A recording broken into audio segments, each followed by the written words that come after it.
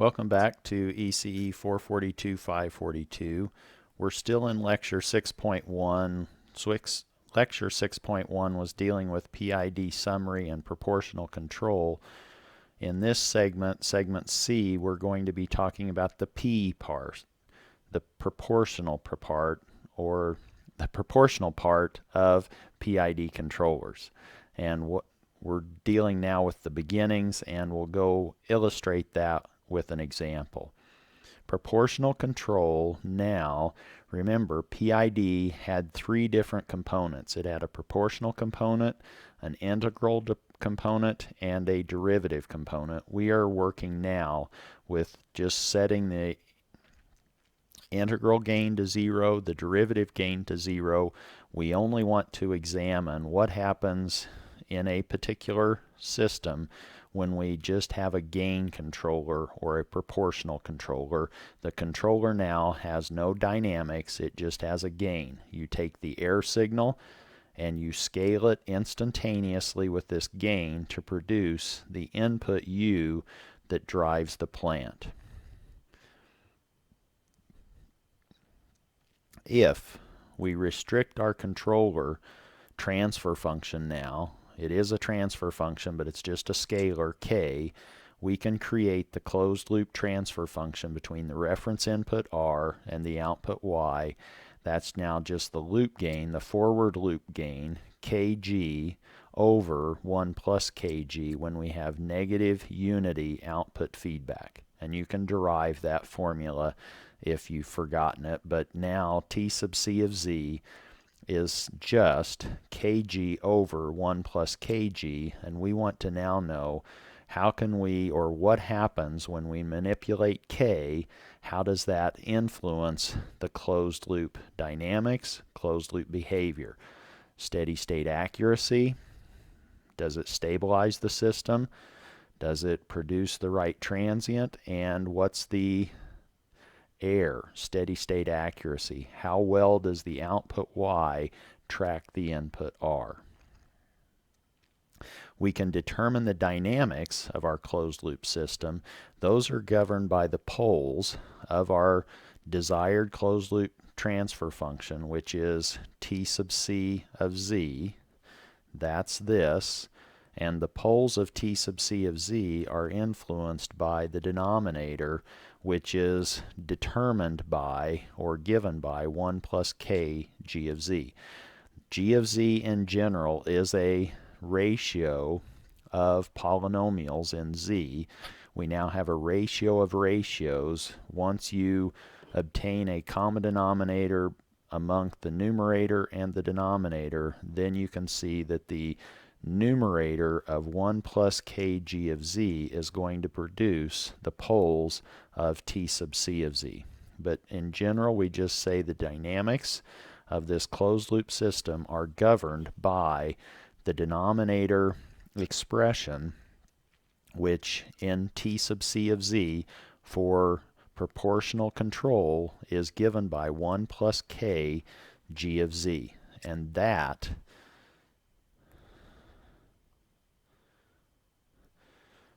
is our closed loop characteristic polynomial. So if I say, oh, how does that influence our closed loop characteristic polynomial for a PID controller? That's now 1 plus k g of z. Let's look at this as far as what does k do, or what does a proportional controller do for a particular example. And let's just start with an example that actually is associated with an unstable system. In this particular example, let's say that our plant g of z is 1 over z minus 2. In the open loop, the poles of that g of z are the values of z that cause your denominator to vanish, and those then are found by just setting z minus 2, that polynomial, equal to 0, and you can now see that the open loop pole in our system is at 2. That's outside the unit circle. That means that we, in fact, have an unstable system. And it might be nice. Is it possible with a proportional gain to stabilize that system? So now we have an unstable system, and maybe our ultimate or our major goal is, can we stabilize that system with proportional gain controller k? That's what c of z, our controller transfer function, is. It's just a constant. If we plug that k into this expression, we now can say that we have k g of z. Remember, t sub c of z is our closed loop transfer function, which was cg over 1 plus cg. Now when c is just k,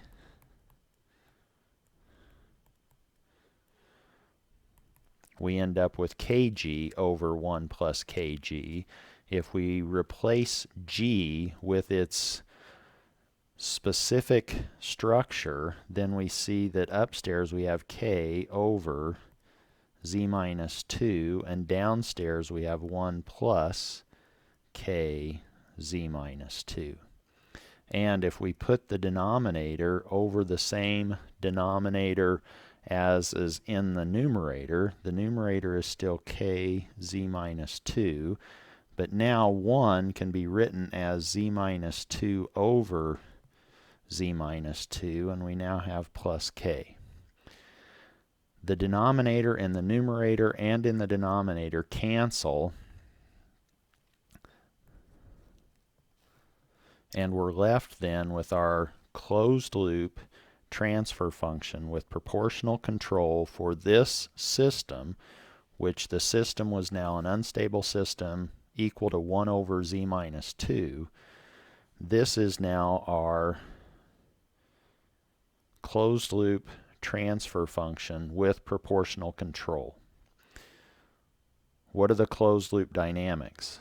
Well, the dynamics, as we have said, are influenced by the denominator polynomial. And see, that's, if you look at what this produced, once we put a common denominator in the numerator and denominator, we found that our numerator of 1 plus kg of z ended up giving us z minus 2 plus k. That's why we say the 1 plus kg of z influences our dynamics. The closed loop dynamics now are determined by the values of z that satisfy this closed loop characteristic equation, which is what we obtain when we set our closed loop polynomial. The polynomial is z minus 2 plus k. When we set that equal to 0, that gives us our closed loop characteristic equation. We solve that characteristic equation for z, and this will be now a function of k.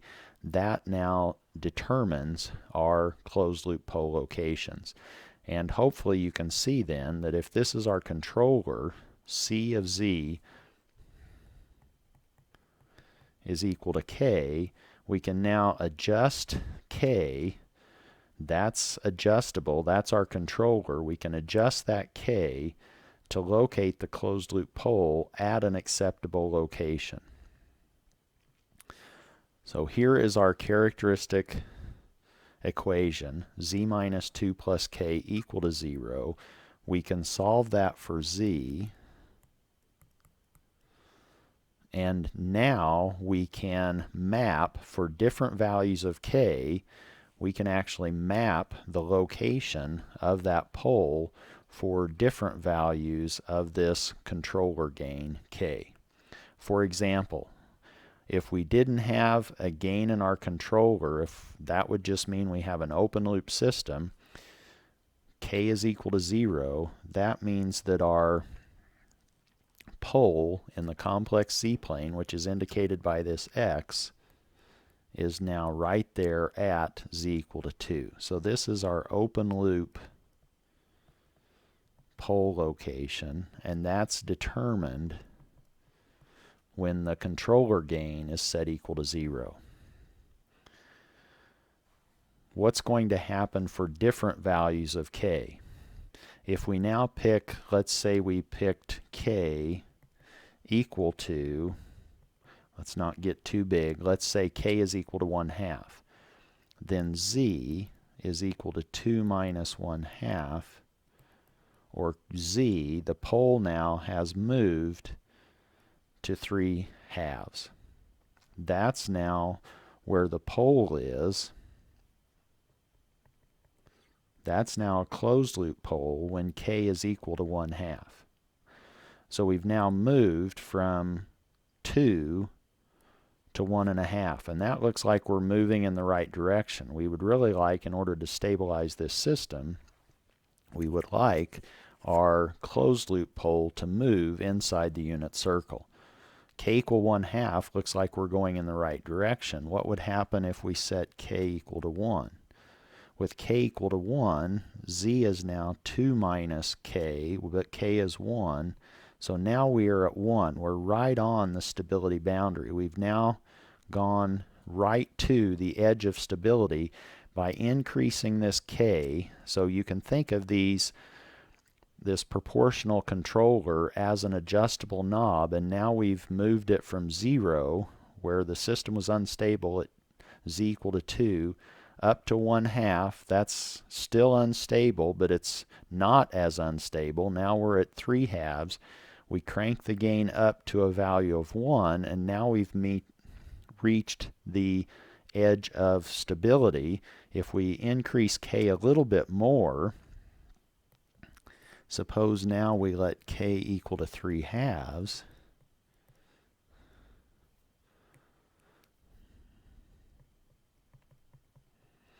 Now we are right there at 1/2. This is the value of the closed loop pole when k has been cranked up to 3/2, and I think you get the idea. As we keep increasing k, this is going to continue to move to the left on the real line. And this particular entire locus of poles, let's call it the locus of potential,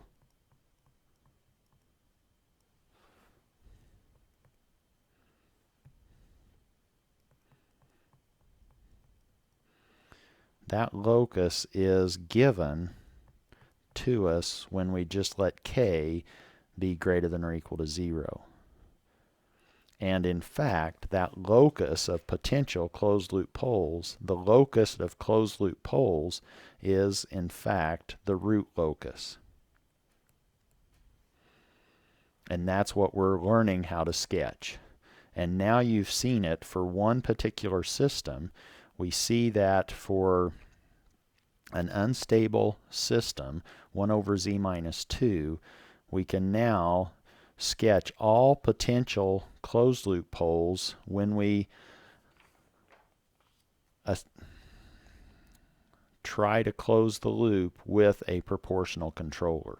We can actually stabilize the system because there are gain values associated with that locus of potential closed loop poles, that red line that starts at z equal to 2 with k equal to 0, and it moves all the way to minus infinity as k approaches infinity. So let's now look at one possibility for k. And now we've already seen that, but let's just go ahead and derive it in a way that maybe we will start to do more frequently. Suppose we take our closed loop polynomial, which we know is parameterized by k, that's z minus 2 plus k. Suppose we say, yeah, but you know what? I actually know what I want my closed loop polynomial to equal, and I want my closed loop polynomial to be z minus 1/2. So I set those two equal to each other. I have my closed loop polynomial parameterized by k. I know what I want to have desired for my closed loop polynomial. I put that on the right, my closed loop polynomial parameterized in terms of k on the left, and now I can simply solve for k so that a k value on the left gives rise to the same polynomial that I want on the right. And I can do that by equating terms or coefficients of like powers of z. Here is z to the 1, and then everything else, that's really the coefficient of z to the 0. And it's not usually laid out that way, so I'm not going to put it there, but I hope you can see what I'm trying to suggest. We now equate the coefficients in those two terms in our closed loop polynomial and our desired closed loop polynomial. We need to equate the coefficients of z to the power 1, and that's trivial. That's 1 is equal to 1, so that didn't give us any useful information. But now if we equate the coefficients that are multiplying or scaling z raised to the 0th power, on the left that's minus 2 plus k, that's the constant in that closed loop polynomial. The constant in our desired closed loop polynomial is minus 1/2. We can now, through that equation, we can solve that one equation in terms of the one unknown k for k, and we see, oh, k is equal to 3/2, and we've already done that when we simply were talking our way from right to left on that locus of closed loop poles. With k equal to 3/2, the closed loop transfer function becomes, remember what we'd already derived the closed loop transfer function. The closed loop transfer function in terms of k was k over z minus 2 plus k. What have we done? We've now said, oh, I know where I want my closed loop poles. I want those to be, and in this case I just have one. We have a first order polynomial in z in the denominator. I want my closed loop poles to have a value of 1/2. That said, or if that's the case, then that gives rise to a gain k equaling 1.5 or 3/2. T sub c was k over z minus 2 plus k, and that then leads to this closed loop transfer function 3/2 over z minus 1/2. And that's what we achieve with a proportional controller with a constant gain or a proportional gain of 3/2. What can we observe, or what can we take away from that exercise? We've now designed a controller. It was a pretty straightforward controller. It's just a constant of magnitude 1.5.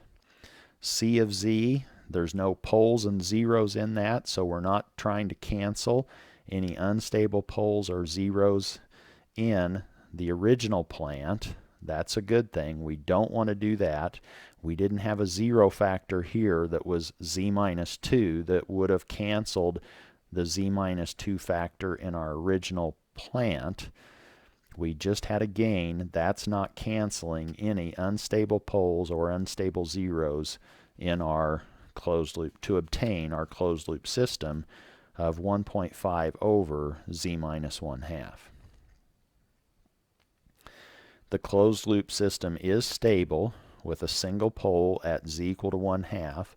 And now if somebody said, well, what's the transient behavior look like? Or what's the initial condition response? Now they've, let's say, closed the loop. They're not applying a reference input, but somebody initializes the state in your system to a non-zero initial condition. How will that non-zero initial condition respond as a function of time? Well, that's now just going to be our initial condition response, which will be some gain times our mode. We know our closed loop mode is determined by this closed loop pole of 1/2.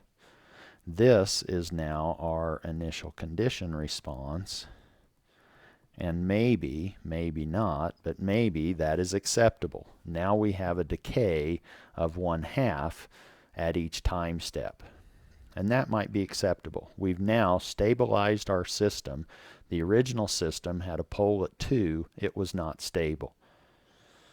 What's the DC gain of the closed loop system? Well, we can find the DC gain by evaluating the closed loop transfer function at a value of z equal to 1.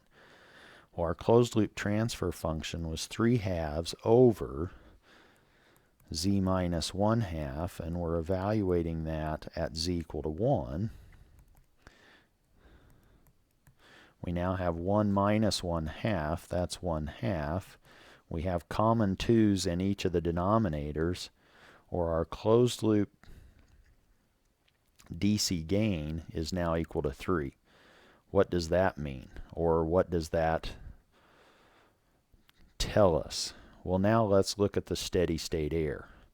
We've maybe achieved the transient behavior that we want. It's now stable. What's the steady state error? The steady state error due to a unit step. Now let's put in a reference input of 1. What's y of infinity? Well, the system will, the transient will decay. It has a mode of 1/2. Where's our output going to go? Well, the output, we know the system is stable in the closed loop. We inject a 1. Where is it going to go? Well, where it goes depends on what the DC gain of our closed loop transfer function was. And that was actually equal to 3. So we have 3 times the reference input. Here is our DC gain. That's actually T sub c of z with z equal to 1. That's what will then produce our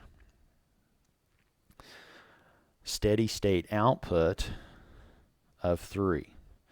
We inject a 1 and we get a 3 out. Is that acceptable? Well, that means that our steady state error, e sub infinity, is the reference input that we injected, and it was constant of 1. We subtract, we compare it with where we end up with our actual output, which is 3, and that says that our steady state error is actually minus 2. Is that okay? We put in a 1 and we get down a 3. Drawing that, then, you can see that this is the picture that corresponds to that behavior. We injected, or we applied to our system, a value of 1. What happens? Well, we have this first order exponential behavior because we know that our pole is at 1/2. We're going to stabilize, and it's this exponential response influenced by 1/2 as our common factor or common ratio between each sequence value. We now have y going to a steady state value of 3, and the difference between where we end up and where maybe we wanted to go. Our reference input was 1, we went to 3. This difference is our error. That error is r minus y, 1 minus 3, or minus 2. And that may be more than we want. That's twice as big as where we actually wanted to go. We wanted to go to 1. We ended up going to 3. That means that we may need a different controller structure. Again, how we achieved this was with a proportional gain. That tells us then with proportional control we may not get an acceptable steady state error. Maybe our transient was fine because it stabilized the system.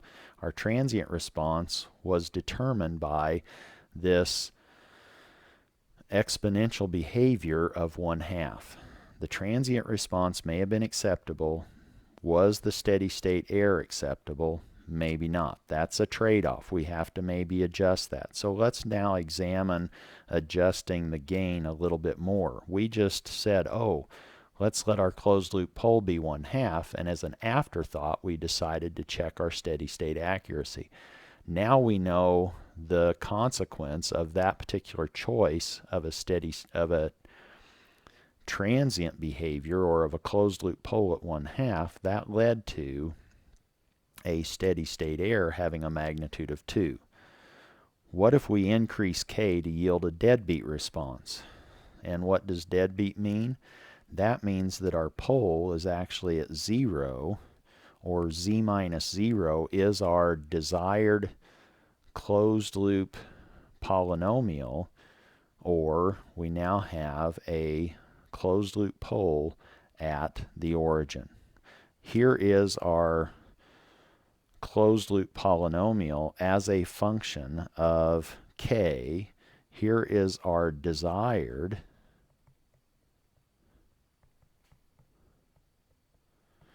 closed loop polynomial. If we set the constant coefficients in those two polynomials equal, we have on the left minus 2 plus k. On the right, in the constant term, we have 0.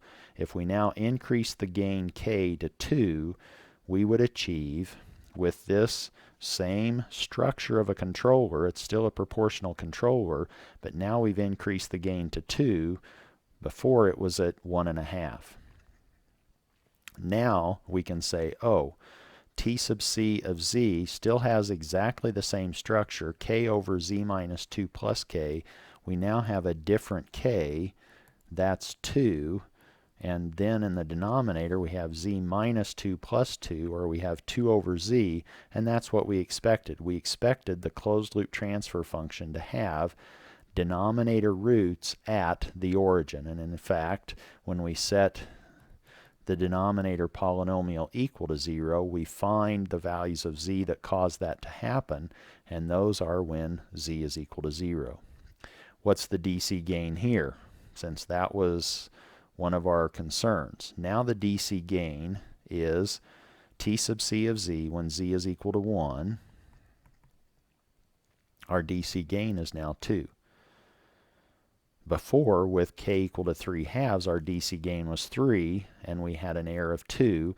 Now we would have an error of 1. So we've reduced our steady state error, and we've actually sped up our transient behavior. Is there a limiting value of k? So we've gone from 3/2 to 2. Can we just keep going, since that seemed to be giving us the right direction for our steady state accuracy?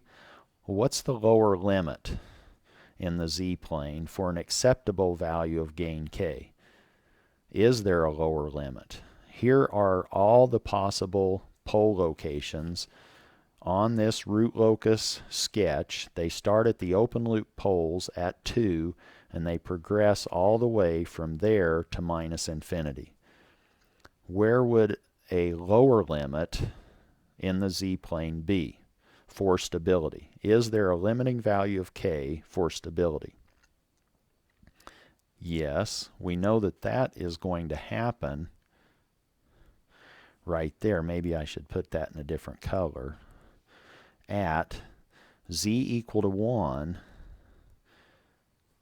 that's right when we're adjusting the gain k to get us right to the edge of stability. And if we just keep cranking up the gain, eventually we will go outside the unit circle, and that then gives rise to our upper limit for stability in the z-plane of this gain adjustment k. So let's now find this range of k that governs stability. We know the lower limit, that's what we're indicating in this diagram with a triangle. That's when z minus 2 plus k is equal to z minus 2. This is the actual closed loop polynomial. This is the closed loop polynomial parameterized by k. We set the constants equal to each other. We have minus 2 plus k is equal to minus 1. K is now equal to minus 1 plus 2, or k is equal to 1. So the lower limit, if we're adjusting this knob, k, on our proportional gain, we need to at least adjust it to 1 to get our system to become stable. The upper limit is determined by when we have our closed loop polynomial equal to z plus 1, this now says, oh, that is when z is equal to minus 1.